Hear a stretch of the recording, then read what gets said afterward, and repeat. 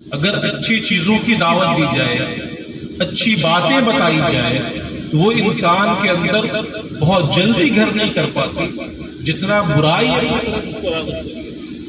اسی لیے پوری زندگی اٹھا کر دیکھے نبی رحمت صلی اللہ علیہ وسلم، صحابہ کی، تابعین کی، تبع تابعین کی، اس کے بعد صوفیہ کی زندگی اٹھا کر دیکھے، انہوں نے جو مکمل محنت کی ہے وہ قلب کو پاک کرنے کے لیے، قلب کو صاف کرنے، اور جب قلب انسان کا پاک ہو گیا ہے، جب انسان کا قلب صاف ہو جاتا ہے تو پھر وہ شخص نارمل نہیں رہتا، پھر اللہ کو محبوب ہو جائے گا۔ واہ واہ، بہت خوب۔ کیونکہ اللہ جس چیز کو اللہ پسند فرماتا ہے وہ جا بجا اٹھا کر دیکھے۔ یہ تمام چیزوں کو جب آپ نگاہوں کے سامنے لائے تو اللہ کی پسند جو ہے، اللہ جو بندوں سے چاہتا ہے وہ چاہتا کیا ہے؟ رمضان المبارک کا مہینہ آ رہا ہے سامنے، آپ اٹھا کر دیکھیں، کھانے سے دور ان حلال رزق سے جنہیں عام وقتوں میں اور عام دنوں میں کھانا جائز ہے، رمضان المبارک کے مہینوں میں صبح صادق سے لے کر غروب آفتاب تک جو وقت ہے، اللہ فرماتا ہے کہ اس وقت ان تمام چیزوں سے اپنے آپ کو باز کرو۔ یہ کہنے والی ذات ہے کس کی؟ رب کی ہے نا۔ اور رب کون؟ جو اپنے بندوں سے ایسی محبت فرماتا ہے کہ نبی فرماتے ہیں کہ اللہ اپنے بندوں سے اتنی محبت فرماتا ہے، اس کی مثال دیا ہے۔ یہ کوئی ایگزیکٹ آنکڑا نہیں، مثال کے ذریعے سمجھانا چاہتے ہیں مصطفیٰ جانے رہے۔ آقا فرماتے ہیں کہ 70 ماؤں سے بھی کہیں زیادہ اللہ اپنے بندوں سے محبت فرماتا ہے، 70 ماؤں سے بھی زیادہ۔ ایک ماں کی ممتا کا عالم یہ ہے کہ اگر وہ ماں، وہ عورت جو چھوٹے چھوٹے کیڑوں اور مکوڑوں سے ڈرا کرتی ہے، جس کے سامنے چھچلی آ جائے، کوئی پروانہ آ جائے تو وہ ڈرتی ہے اس سے، یہ فطرت ہوتی ہے اس کی عورتوں کی۔ لیکن وہی عورت جب ماں بنتی ہے اور جب ماں کی شکل میں اس کے نومولود بچوں کے اوپر اگر کسی بڑے جانور کا خطرہ بھی ہو جائے پھر وہ اس وقت اژدہے کا بھی فکر نہیں کرتی، پھر وہ اس سے بھی لڑ جاتی ہے۔ آپ پوچھیں تو صحیح، یہ تو وہی لڑکی تھی جو گھر آنگن میں چھوٹے کیڑوں اور مکوڑوں سے ڈرا کرتی تھی، آج اپنی اولاد کے لیے بڑے جانوروں سے بھی لڑنے کو تیار ہے، اژدہوں کی بھی فکر نہیں کرتی۔ آخر بات کیا ہے؟ تو بات صرف اتنی ہے کہ وہ مامتا جو ہے نا ماں کی، وہ اسے اس حد تک مضبوط بنا دیتی ہے کہ پھر اس سے زیادہ مضبوط سامنے کچھ نہیں ہے۔ تو اللہ اپنے محبت جو فرماتا ہے اپنے بندوں سے، پھر وہ رب کیوں کر چاہے کہ میرا بندہ کھانوں سے باز رہے، پینے سے باز رہے، اس کے اوپر مزید زیادتی ہو نہیں۔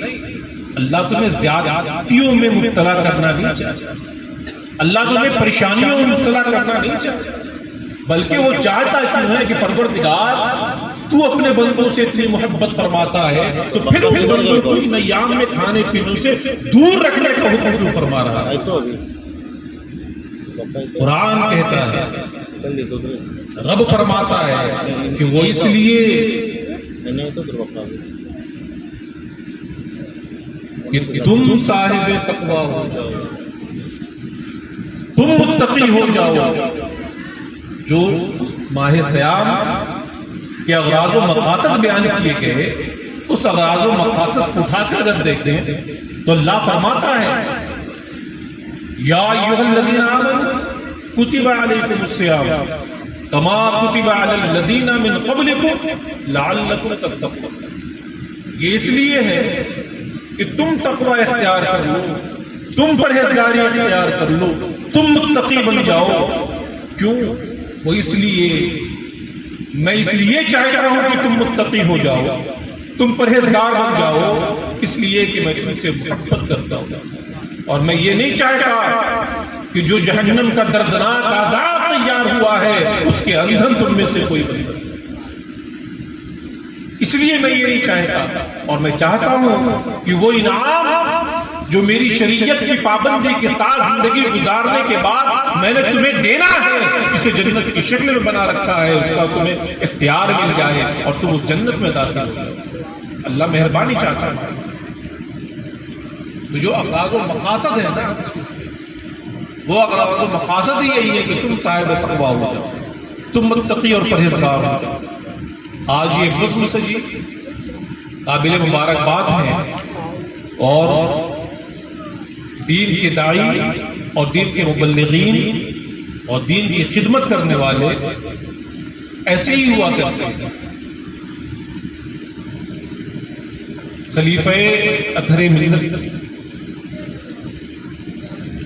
حضرت حافظ و قاری صوفی شمس الدین نوری استقی بڑی محنت و مشقت کے ساتھ، بڑی خلوص و الہیت کے ساتھ شیخ کے حکم پر جو خدمت انہوں نے انجام دی وہ قابل مبارکباد، اور آپ بھی قابل مبارکباد ہیں۔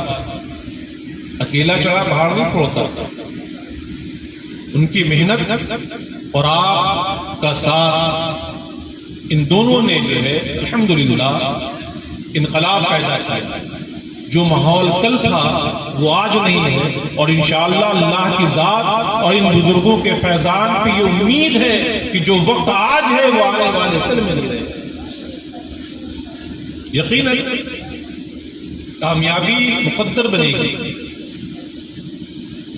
آثار بتاتے ہیں سحر ہو کے رہے۔ اللہ تبارک و تعالیٰ ان کی عمر میں، علم میں، حسن میں، جمال میں، کمال میں، رزق میں، آل میں، اولاد میں خوب برکت عطا فرمائے۔ آمین آمین۔ خوب برکت عطا فرمائے۔ سرکاری فیضان ہمیشہ جھماجھم آج بھی مل رہا ہے اور بھی ملتا رہے۔ بے شک بے شک۔ عزیزان محترم، عرس پاک کی یہ محفل ہے، بزرگوں کا تذکرہ، تقریر کا اور خطاب کا میرا اپنا جو مزاج ہے اور جو میں لے کر آیا تھا، یقیناً وقت ہوتا اس حوالے سے کچھ گفتگو کی جاتی، لیکن چونکہ وقت بڑا کم ہے اور آپ تھک بھی چکے ہیں، تو مزید بہت زیادہ آپ کے سامنے رہ کر خود اور آپ دونوں کو پریشان کرنا نہیں چاہتا۔ بس کچھ دیر میں انشاءاللہ آپ کے ساتھ رہوں گا۔ امام اللطائف ابو القاسم جنید بغدادی رضی اللہ تعالی عنہ، آپ سے ایک فلسفی نے سوال کیا کہ حضور یہ تو بتائیں کہ یہ اللہ کے برگزیدہ بندے جو ان کا تذکرہ ہم کرتے ہیں، ان کی واقعات بیان کیے جاتے ہیں، ان کی حالات زندگی بیان کی جاتی ہیں، ان کی کرامتیں بیان کی جاتی ہیں، ان کے صبح و شام بیان کیے جاتے ہیں، اس سے لوگوں کو فائدہ کیا ہوتا ہے؟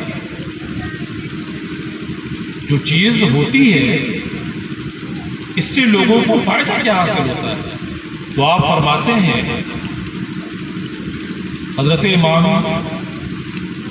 جنید بغدادی رحمۃ اللہ تعالی علیہ کہ بزرگوں کے واقعات اور ان کی ہدایتوں سے اہل ارادت کا دل مطمئن اور ثابت قدم رہتا ہے۔ اس نے کہا حضور یہ بات آپ کے فہم کی ہے، آپ کے گمان کی ہے، آپ کی اپنی ہے، یا آپ اپنی اس بات پہ قرآن سے کوئی دلیل بھی رکھتے ہیں؟ قرآن سے کوئی دلیل بھی رکھتے ہیں؟ تو پھر امام اللطائف ابو القاسم جنید بغدادی فرماتے ہیں کہ میں نے جو بات کہی ہاں اس کے اوپر دلیل بھی ہے۔ کہا حضور اگر دلیل ہو تو ارشاد فرمائیے۔ آپ فلسفی کے سوال کے جواب میں امام اللطائف نے قرآن مقدس کی آیت کریمہ تلاوت فرمائی کہ وَكُلًّا نَقُصُّ عَلَيْكَ مِنْ أَنْبَاءِ الرُّسُلِ مَا نُصَدِّقُ بِهِ فُؤَادَكَ۔ اللہ فرماتا ہے کہ محبوب اور رسولوں کی خبروں میں ہم تمام باتیں آپ پر نازل فرماتے ہیں، تمام باتیں آپ پر نازل فرماتے ہیں، وہ اس لیے کہ اس سے آپ کے دل کو ثابت کرتے ہیں۔ آپ اٹھا کر دیکھیں قرآن پڑھے تو صحیح، لیکن افسوس کہ ہمارا رشتہ قرآن سے کمزور ہو گیا، ہم نے اپنا رشتہ قرآن سے دور توڑ لیا۔ بربادی ہمارا مقدر نہیں بنے گی تو کیا ہوگا؟ برباد اور پریشان حال ہم نہیں ہوں گے تو کیا ہوگا؟ جہالت ہمارے نسلوں میں سفر نہیں کرے گی تو پھر ہم کہاں کرے گی؟ قرآن سے رشتہ ہم نے توڑا، اور ہاں اگر ہم نے قرآن سے کہیں اپنے آپ کو جوڑا بھی تو بس فقط اس لیے کہ اس قرآن کے ذریعے اپنے مرحومین کی مغفرت طلب،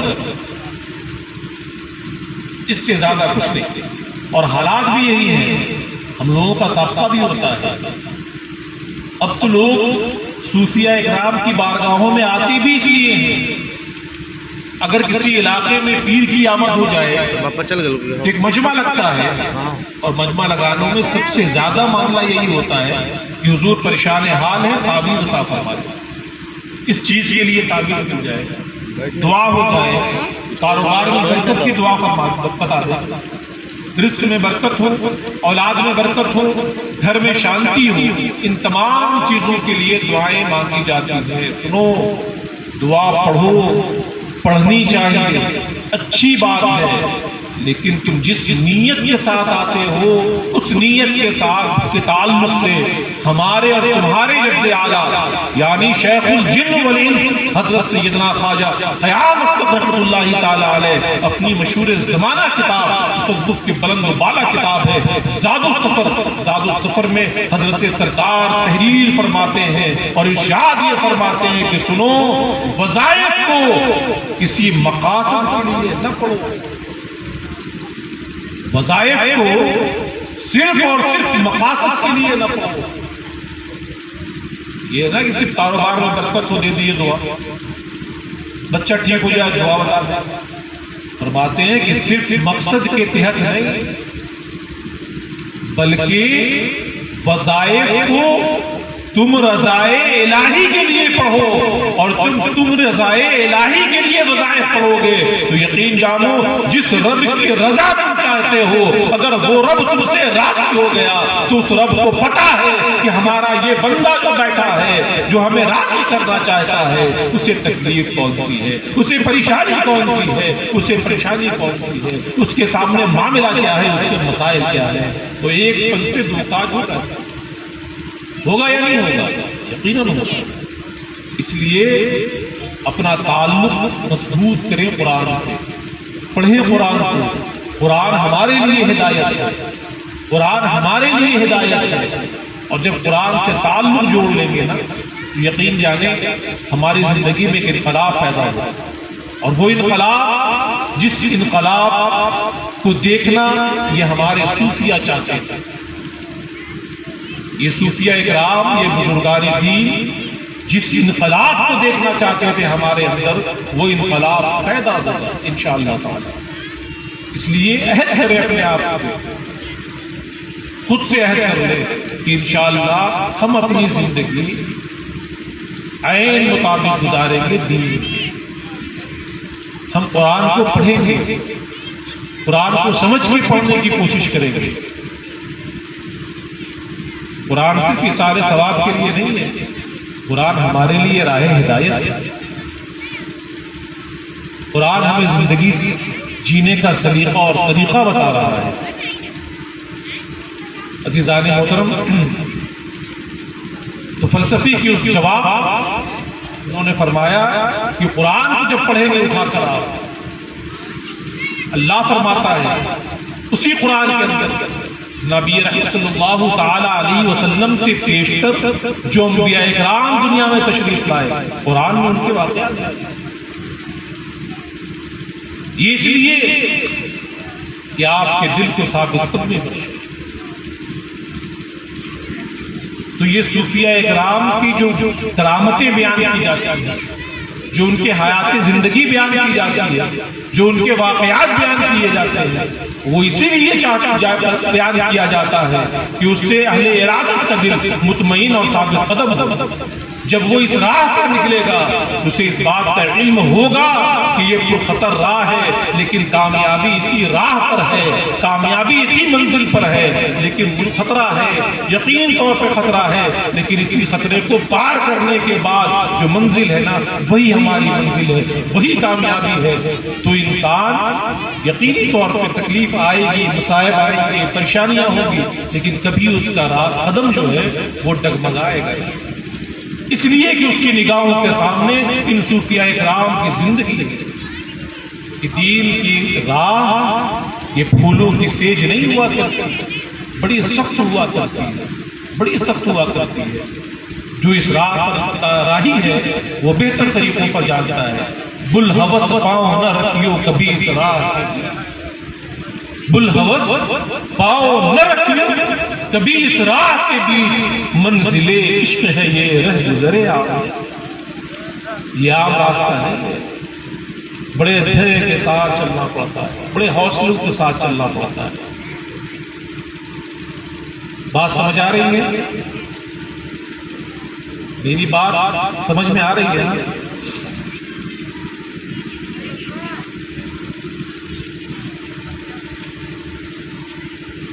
اس لیے عارف باللہ قطب سہسرام حضور سیدنا خواجہ غلام غوث شہودی اصدقی علیہ الرضوان نے بڑی عارفانہ کلام ہے آپ کا، اور اس میں ایک پیغام آپ نے جو دیا ہے وہ بڑا عارفانہ۔ میں انشاءاللہ اسی کے بعد اپنی گفتگو ختم کر دوں گا۔ آپ فرماتے ہیں یار کی لاد دل میں پیدا کر، یار کی لاد دل میں پیدا کر، جان پروانے وار شیدا کر۔ واہ واہ واہ، بہت خوب۔ یار کی لاد دل میں پیدا کر، اس دل میں اس کی چاہ، اس کی محبت پیدا کر لے، جان پروانے وار شیدا کر۔ کبھی دیکھا ہے آپ نے؟ تو بہتر دیکھا ہوگا اور اچھی سے دیکھا ہوگا کہ جب شمع روشن ہوتی ہے تو پروانے آ جایا کرتے ہیں۔ بابو شمع روشن ہوتی ہے تو پروانے آتے ہیں۔ پروانوں کو اپنے انجام کا علم ہوتا ہے، انہیں پتا ہوتا ہے کہ ہم جس شمع کے قریب جا رہے ہیں پھر وہاں سے واپسی نہیں ہے، واپسی نہیں، جل جاتے ہیں۔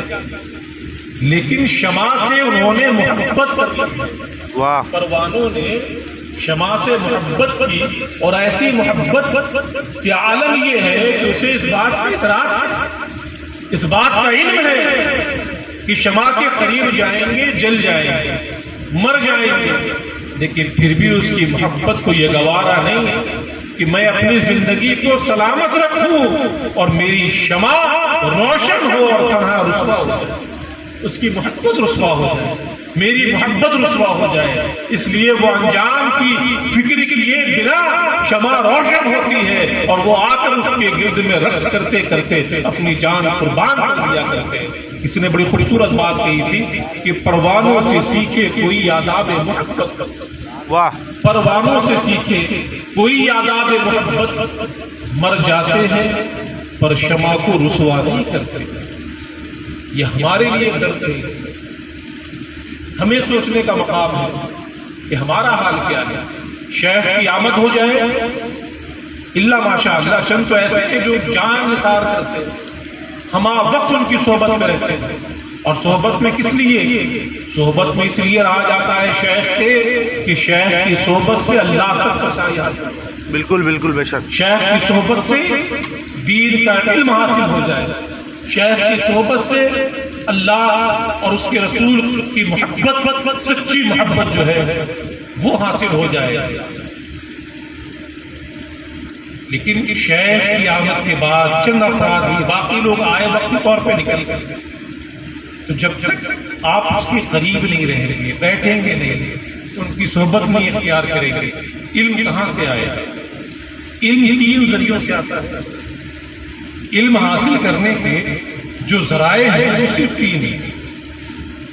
3 ذرائع میں سے پہلا ذریعہ جو علم حاصل کرنے کا ہے وہ ہے دیکھ۔ انسان دیکھ کر علم حاصل کرتا ہے۔ دوسرا ذریعہ ہے سن کر، انسان سن کر علم حاصل کرتا ہے۔ اور تیسرا طریقہ اور ذریعہ جو ہے وہ ہے کتابوں سے پڑھ کر۔ انہی 3 ذریعے ہیں جن ذریعوں سے انسان علم حاصل کرتا ہے۔ اور پہلا ذریعہ دیکھ کر، دوسرا سن کر، تیسرا پڑھ کر۔ جو تیسرا ذریعہ ہے اس تک رسائی ہر کی نہیں ہو پاتا، ہر ایک مکتب کو نہیں پہنچ پاتا، ہر ایک اسکول کالج نہیں پہنچ پاتا۔ تو ظاہر سی بات ہے کہ ان کے لیے کتابوں سے علم سیکھنا مشکل ہوتا، لیکن علم تو علم ہے نا، اس کی روشنی تو ہماری زندگی میں ہونی چاہیے، اور وہ علم جسے اللہ نے فرض قرار دے دیا اس کا تو سیکھنا فرض ہے نا ہمارے اوپر۔ مدرسہ نہیں گئے، مکتب نہیں گئے، تو پھر علم حاصل کہاں سے کیا جائے؟ تو یہ 2 ذرائع جو ہے نا، ایک ذریعہ سن کر، دوسرا ذریعہ دیکھ کر، ان 2 ذریعوں سے علم حاصل ہوتا ہے۔ تو جب شیخ کی صحبت میں رہو گے تو وہاں تم 3 ذریعوں سے علم حاصل کرو گے، تم دیکھ کر بھی سیکھو گے، تم سن کر بھی سیکھو گے، اور تم کتابوں سے پڑھ کر بھی سیکھو گے۔ اس لیے شیخ کی صحبت میں رہا کریں۔ اگر ان کی صحبت میسر آئے تو جتنے دن تک وہ ہیں، جتنے دن کی صحبت میسر آئے، کوشش کریں کہ زندگی کا بڑا وقت، اور جب تک صحبت میسر آئی ہے اس وقت کا بڑا وقت جو ہے وہ ان کے ساتھ گزرے، ان کے پاس گزرے۔ انشاءاللہ تعالی تب ہماری زندگی میں انقلاب پیدا ہوگا۔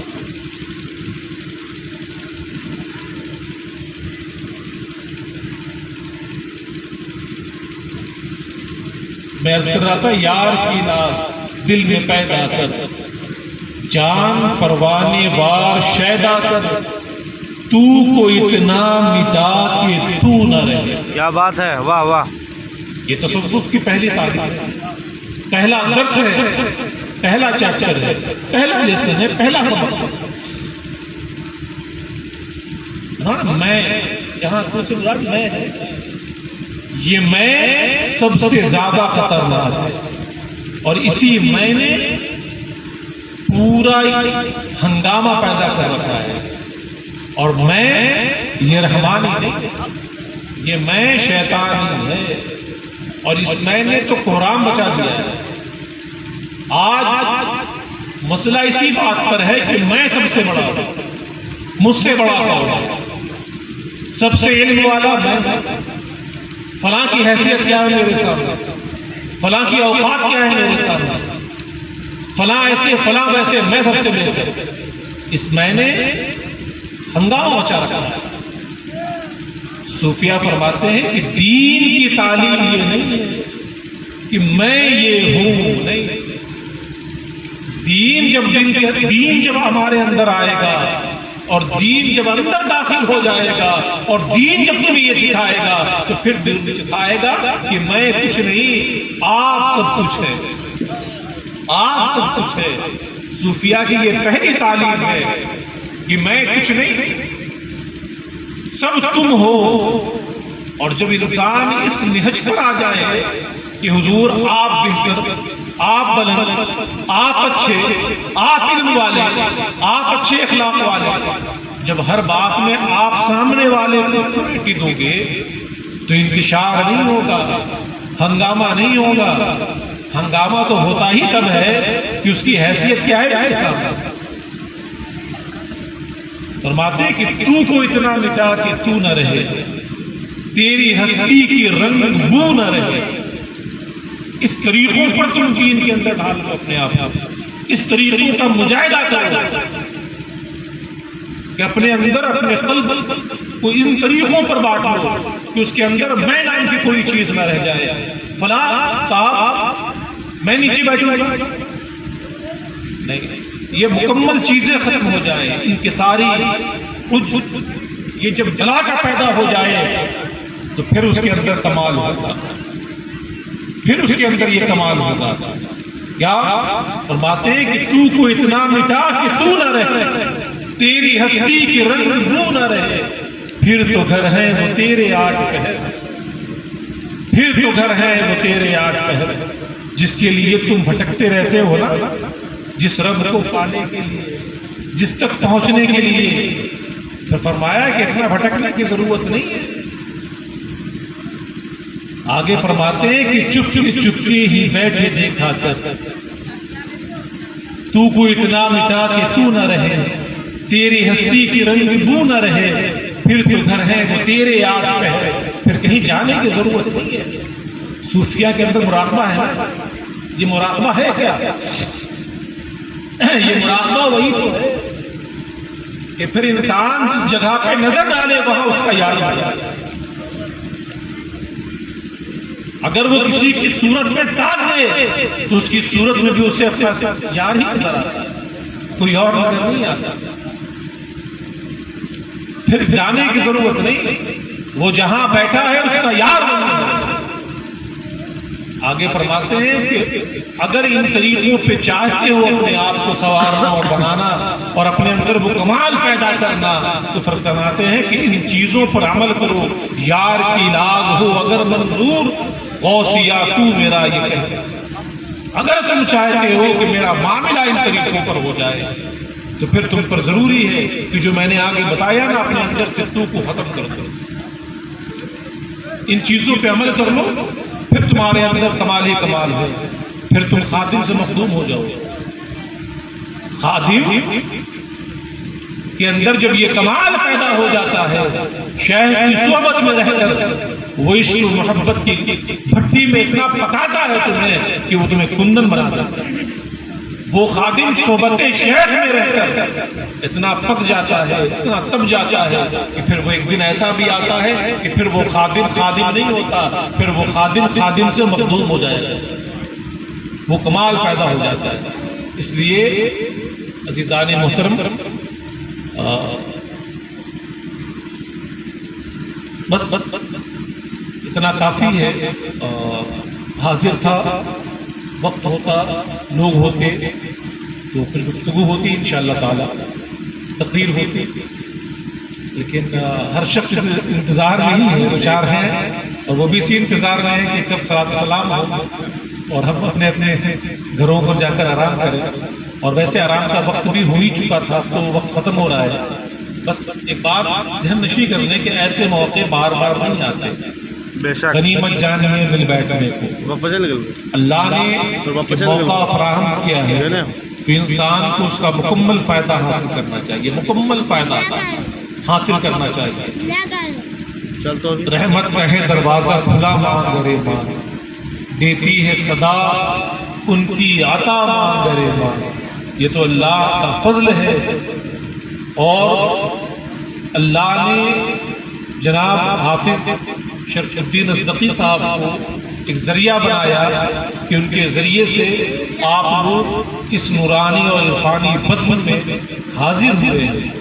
اللہ تبارک و تعالیٰ آپ کی اور ہماری اور آپ کی محنت و کاوش اور ان تمام لوگوں کی محنت و کاوش جنہوں نے اس بزم کو آراستہ کیا، محنت کی، سجایا، دام دل میں قلب سخن جن طریقوں پر بھی حصہ لیا، اللہ تبارک و تعالیٰ سب کی نیک نیتی کو قبول فرمائے اور دونوں جہاں میں اس کا اجر عظیم عطا فرمائے.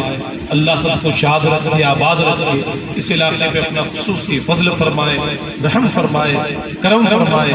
اللہ ہر آفات ارضی و سماوی سے محفوظ و مامون فرمائے. السلام علیکم ورحمۃ اللہ وبرکاتہ.